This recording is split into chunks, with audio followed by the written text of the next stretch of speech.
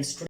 Today நம்ம என்ன பார்க்க போகிறோம்னா நியூட்டன்ஸ் லா பார்க்க போகிறோம். நியூட்டன்ஸ் லா எல்லாருக்கும் ஒரு ஃபேமிலியாக தெரிஞ்சது தான், இருந்தாலும் நம்ம மட்டும் பார்த்தலாம். ஏன்னா சயின்டிஃபிக் லான்னு வர்றப்ப இதை நம்ம மிஸ் பண்ண முடியாது. பைக் அவுட் பண்ணால் நமக்கு பெரிய பிரச்சனை ஆகிடும். ஃபஸ்ட்டு நம்ம நியூட்டன்ஸ் லா பார்க்க போகிறோம். நியூட்டன் ஃபர்ஸ்ட் லா பார்க்க போகிறோம். நியூட்டன் ஃபர்ஸ்ட் லா சொல்லலாம், இல்லை லா ஆஃப் இனர்ஷியான்னு சொல்லலாம். ஃபஸ்ட்டு நம்ம இனர்ஷியா தெரிஞ்சிருக்கணும். இனர்ஷியா தெரிஞ்சால் தான் நம்ம வந்து நிறைய ப்ராப்ளம்ஸும் கிளியர் பண்ண முடியும். சம் எக்ஸாம்பிள்ஸ் நம்ம புரிஞ்சுக்கணும். இனர்ஷியா நத்திங் பட் இப்போ நம்ம ஃபஸ்ட் பஸ்ஸோ காரோ ஃபஸ்ட்டு ஒரு ஆப்ஜெக்ட் ரெஸ்ட்டில் இருந்து மூவிங்கில் போகிறப்ப ஒரு ஃபோர்ஸ் கிரியேட் ஆகும். அது இனர்ஷியா ஆனாங்க. இப்போ எக்ஸாம்பிள் சொல்லலாம், பஸ்ஸில் உட்காந்துருக்கோம். பஸ்ஸில் இருக்க திடீர்னு வந்து ஸ்டார்ட் பண்ணுறப்ப நம்ம பேக்கில் போகும். இது பஸ்ஸில் மூவிங்கில் இருப்ப பிரேக் அடிச்சு சென்ட்டாக ஃப்ரண்ட்டில் போகும். இதான் இனர்ஷியான்னு சொல்லுவாங்க. இப்போ எக்ஸாம்பிள் பாருங்கள், இனர்ஷியான்றது ஒரு ஆப்ஜெக்ட் இருக்குங்களா. ஆப்ஜெக்ட்டுக்கு சப்போஸ் இப்போ திடீர்னு இப்போ ஃப்ரண்ட்டில் மூவ் ஆச்சுன்னா, இப்போ சப்போஸ் ஃப்ரண்ட்டில் மூவ் ஆச்சுன்னா பேக்கில் காமிக்கும் இனர்ஷியா. இதே இன்கேஸ் இப்போ சடனாக பிரேக் ஆகிடுச்சுன்னா ஃப்ரண்ட்டில் போகும். புரிஞ்சிருக்கோம் நீங்கள் ஃப்ரெண்ட்ஸ். இப்போ நெக்ஸ்ட்டு இனர்ஷியா பார்த்துரும். இதுக்கு அடுத்து என்ன பார்க்க போகிறோன்னா நியூட்டன்ஸ் லா போகிறோம். நியூட்டன்ஸ் லா என்ன சொல்ல வர்றாருன்னா, ஒரு ஃபோர்ஸ் வித்தவுட் ரெஸ்ட்டில் இருந்துச்சுன்னா அது ஃபோர்ஸ் ஒன்றும் பண்ண முடியாது. இதே மூவிங் ஒரு ஃபோர்ஸு ஏதாவது ஒரு எக்ஸ்டர்னலாக ஒரு ஆப்ஜெக்ட் கொடுத்து ஸ்டாப் பண்ணால் தான் அது வந்து ஸ்டாப் ஆகும்னு சொல்கிறார். இதான் நியூட்டன் ஃபர்ஸ்ட் லா ஃப்ரெண்ட்ஸ். இப்போ நம்ம பார்த்தலாம் சொல்கிறேன். இப்போ நம்ம தேடி பார்த்தலாம்.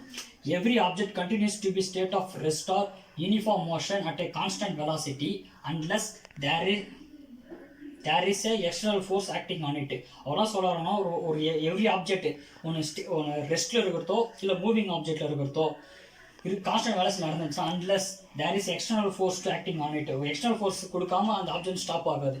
எக்ஸாம்பிள் பார்த்தீங்கன்னா, இப்போ பாருங்கள், இப்போ வந்து ஒரு ரெஸ்ட் ஒரு ஆப்ஜெக்ட் இருக்குது. இந்த ஆப்ஜெக்ட் ரெஸ்ட்டில் இருக்குது.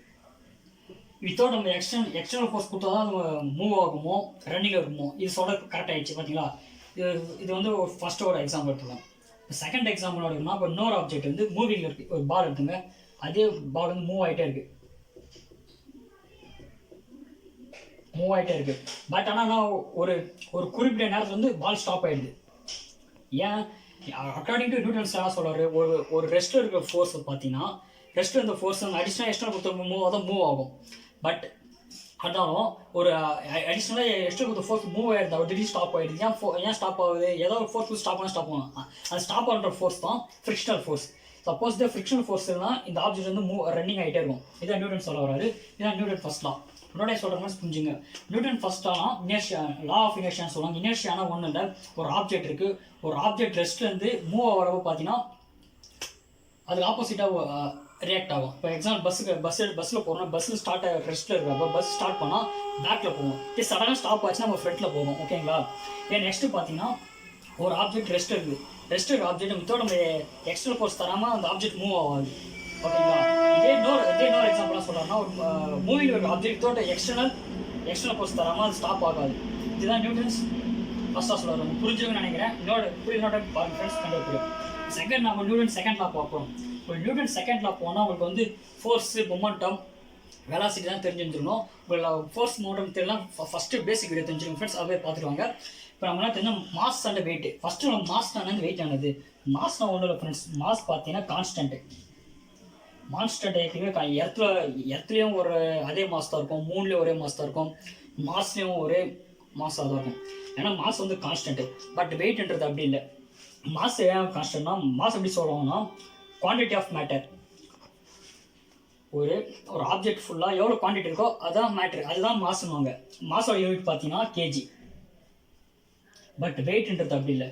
வெயிட் பார்த்தீங்கன்னா மாஸ் இன்டூ கிராவிட்டி. ஓகேங்களா. அப்போ யூனிட் நேரது மாஸ்க்கு கேஜி, கிராவிட்டிக்கு மீட்டர் பர் செகண்ட் ஸ்கொயர். ஓகேங்களா. புரிஞ்சுக்கணும் நினைக்கிறேன். மாஸ் இன்ட்டு வெயிட்டுக்குள்ளே புரிஞ்சுக்கணும் நினைக்கிறேன். மாஸ்ன்றது கான்ஸ்டன்ட் ஃப்ரெண்ட்ஸ், அது குவான்டிட்டி ஆஃப் மேட்டர்னுவாங்க. வெயிட்ன்றது அப்படி இல்லை. வெயிட்ன்றது ஒரு இடத்துல ஒரு மாதிரி இருக்கும், அது சேஞ்ச் ஆகிட்டே இருக்கும். ஏன்னா அது கிராவிட்டி டிபெண்ட் பண்ணி இருக்குது வெயிட். ஓகேங்களா. இதுதான் மாஸ்க்கும் வெயிட்டுக்கும் வித்தியாசம் ஃப்ரெண்ட்ஸ். இப்போ நம்ம நெக்ஸ்ட் என்ன பண்ண போகிறோம்னா, இதை சொல்கிறேன் பாருங்கள்.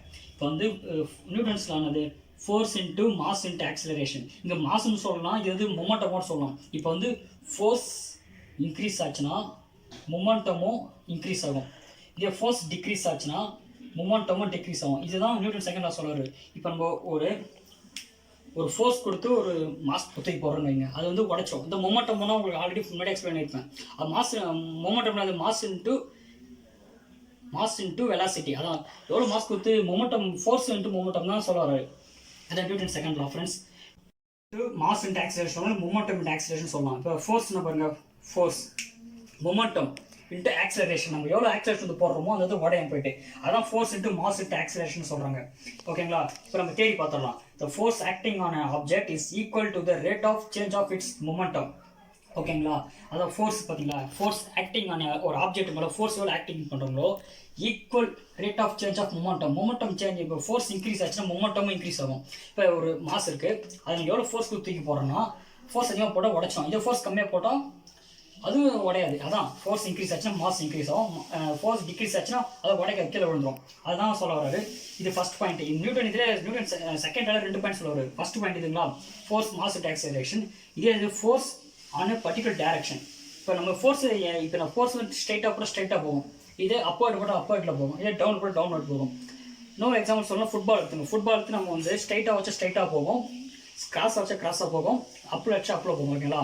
இதுதான் ரெண்டு லா. இதுதான் force into mass into acceleration, momentum into acceleration. Friends புரிஞ்சிருக்கும் நினைக்கிறேன். Hope that. தேர்ட் ஒன் வந்து எல்லாருக்கும் ஃபெமிலியராக நல்லா Newton's third law. For every reaction there is equal and opposite reaction. Friends அது எல்லாருக்கும் ஃபெமிலியர் தெரிஞ்சுன்னா இது நியூட்டன்ஸ் லால, அது காட்லோட ஃபர்ஸ்ட் லாவே தான். உங்களுக்கு அது எக்ஸ்பிளைன் பண்ண அவசியம் இல்லை, வாங்க ஃபர்ஸ்ட்டு சொல்கிறேன். எக்ஸாம்பிள் பெஸ்ட்டு பார்த்தீங்கன்னா ராக்கெட் தான். ராக்கெட்டு டயக்ராம் கேவலம் மாதிரி தப்பாக நினச்சி பார்த்துங்க. சரிங்களா?